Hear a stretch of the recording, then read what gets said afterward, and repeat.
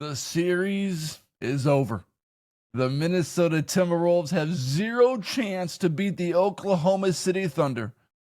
And I'm not just talking about my a-hole either, because I really believe that this series is over. And I'm going to explain why on today's podcast. The Timberwolves are done. It was a good run. But first, I need you to check out 5-Star Bath Solutions of Minneapolis if you are in the business of getting your bathroom remodeled, done, transformed in 48 hours. I just heard a story the other day of a family friend of ours that have been waiting for over a month to get their bathroom remodeled. The same dude has been working on this project for months. Well, 1 month, and it's still not done. And I was like, 5-Star Bath Solutions of Minneapolis, man. They came in and remodeled our bathroom in 48 hours. And we have our main bathroom back. New floor, new vanity, new shower, new tub, new surround. We went from 1 sink to 2 sinks. We went from a moldy bathroom to a healthy bathroom. All in 48 hours. Affordable payment plans, free consultations. 5-Star Bath Solutions of Minneapolis offers it all. If you are looking to get your bathroom remodeled, done, and don't want to cram into a teeny tiny bathroom, contact 5-Star Bath Solutions of Minneapolis today, and they will transform your bathroom, and you'll have it back in days. 5-Star Bath Solutions of Minneapolis. They're the best, and they have amazing promises and guarantees. Great warranties, too. 5-Star Bath Solutions of Minneapolis. Contact them today to get your bathroom transformed. All right. The Timberwolves are done. They lost game 2, 118-103.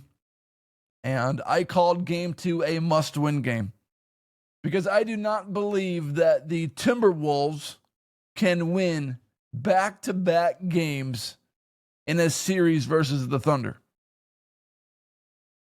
The Nuggets took the Thunder to 7 games, and they could not win back-to-back games with arguably the best player in the universe on their team. And when you look at the Timberwolves roster, there's holes everywhere. Either the bench isn't performing, or some starters aren't performing, or someone's having a heart attack. The Timberwolves are too leaky to defeat the Oklahoma City Thunder in back-to-back games at Target Center. Edwards played better in game 2, 12 for 26, 32 points, 9 rebounds, 6 assists, 1 block, 0 turnovers, 1 for 9 from the three-point line.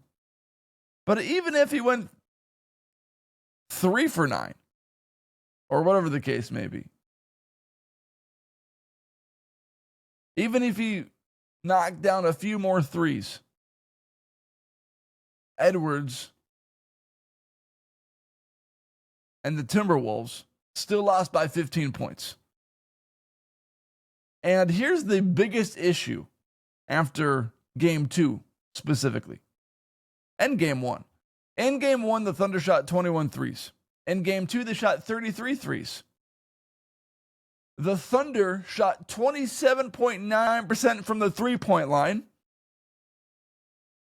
and the Timberwolves shot 28% from the three-point line. So the Wolves outshot the Thunder from the three-point line, knocking in 2 more threes at a 1% percentage clip better, and still gave up 118 points and lost by 15. So what you are seeing is an Oklahoma City Thunder team that hasn't even hit their peak yet, because game 1, they went 11 for 21 from 3. It's pretty good. But game 2, they still scored 118 and only shot 27% from 3. And maybe you're thinking, oh, it's the free throw disparity. They just shoot way more free throws. The Timberwolves in game 2 shot 26 free throws compared to the Oklahoma City Thunder 24. And the Timberwolves, personal foul wise, think about this. Everyone wants to complain about the refs, pointing their finger at the refs. The Timberwolves committed 20 personal fouls in game 2 compared to the Oklahoma City Thunder's 22. So everything that people are pointing their finger at saying it's unfair. Game 1, the teams were evenly matched with 22 fouls apiece. In game 2, the Thunder had 22 fouls, shot 24 free throws. The Timberwolves, 20 fouls, 26 free throws. The Oklahoma City Thunder mid-range game the Timberwolves to death. It is death by a million mid-range shots, which I love. I love that there is a different team entering the stratosphere of greatness in the NBA that are doing things a little differently than chucking up 63s a game. I love that there is a different recipe that the Oklahoma City Thunder are dialing up to reach the NBA Finals and probably win the entire thing. And in game 2, at one point, the Thunder were 5 of 27 from the three-point line, and we're still up by 11 points. We have a text thread going with my cousin Adam, cousin Jacob, and my brother. And my brother quoted the Mighty Ducks. He says, they're bigger, they're faster, they're stronger, they have more facial hair. That perfectly describes the Timberwolves matching up with the Oklahoma City Thunder.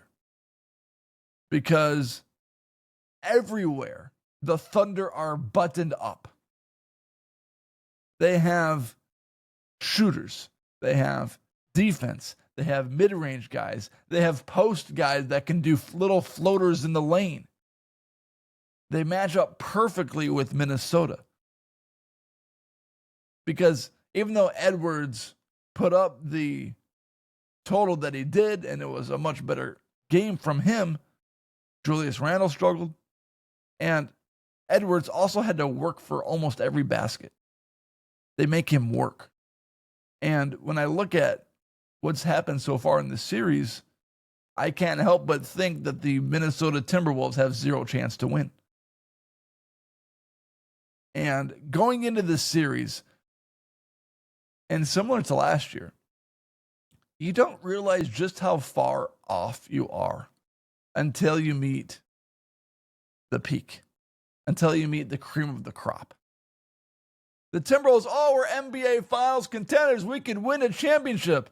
And then you run into Dallas, and then you run into the Thunder, and then you realize just how far off you are from getting to an NBA Finals and winning one. Because these rosters are not comparable. From starting lineups to the bench, the rosters are not comparable. The Thunder are better in practically every single category. And you could almost see it on the faces of the Timberwolves when they got down big in the third quarter. It was almost like a posture or an attitude of, we have no chance. Not only do the Oklahoma City Thunder have the players and the roster, but they also have the mentality that a team needs to reach the NBA Finals. The Timberwolves have such a small margin of error, but they play like they're the most talented team. They're loose. They're careless. They're not intentional with every single detail. And when you compare the Timberwolves' intentionality to the Thunder intentionality, it's not even close. The Thunder value every possession, and the Timberwolves don't. Every little stretch matters to the Thunder. A tiny mental lapse from the Minnesota Timberwolves means the Thunder go on a long run and the game is essentially over. Perfect example of this is the end of the half. Timberwolves are down 53-50 with a chance to tie. Edwards misses a three. We're talking about the final moments of the half, final minute. Shai Gilgeous-Alexander comes down, hits a three. Okay, down 56-50. Timberwolves have a chance to score, make it another one-possession game going into the locker room, 56-53. Dante DiVincenzo, illegal screen. Thunder come back, knock down 2 free throws. And that's just a blow to the Timberwolves. You're feeling good. You're only down 3. Got a chance. And then the Thunder, in the final 30 seconds of the half, go from up 3 to up 8. And that just blew the entire wind out of the Timberwolves' sails. It's things like that. And Nickeil Alexander-Walker, following the game, really said it perfectly. Because it's what I've been saying as we've previewed this series. He said, the Wolves cannot wear the Thunder down the way they can other teams. 100% true. They play all 4 quarters. And they have to be prepared for 4 rounds each night. And if it's a knockout, it's going to be a TKO. The Wolves wore down the Warriors and the Lakers. Both teams are older, elderly players. You can't do that against the Thunder. They're young, they're athletic, they're healthy, and they match up great with the Wolves. You cannot have these lackadaisical moments where you just don't show up for 5 minutes, because the Thunder are going to take that and knock you out. And the game's going to be over. And the reason why I don't think the Timberwolves can win this series is because I don't think they can beat the Thunder in back-to-back games. And not only in back-to-back games, but what would need to happen is that we got game 3, game 4, game 5, game 6, game 7. There's 5 games left. You wouldn't have to just only beat them 2 times in a row to even the series. You would have to win 4 out of 5 games against a team that won 68 games and have mowed through the Western Conference. You'd have to win 4 out of 5 games to win this series against the MVP and a roster that is designed perfectly around the MVP. So, it's over. And as awesome as these runs have been last year and this year, somewhat unexpected. Although the Wolves were the 1 seed last year, still a little unexpected. There is still so much buttoning up to do because there are holes on the roster. And you don't realize just how holy the roster is until you meet a team like the Thunder. And you're like, wow, we're not even close. We're not even in the stratosphere of winning the NBA Finals. Yeah, we advanced to the Western Conference Finals 2 years in a row, but there's still so much more work that this roster needs. Because you see players like Gobert get exposed in these moments. Defensively, he's been solid. But a perfect situation. Timberwolves get the rebound. Gobert gets stripped. Get the ball, easy 2 points. Things like that that have been happening through the course of the first 2 games.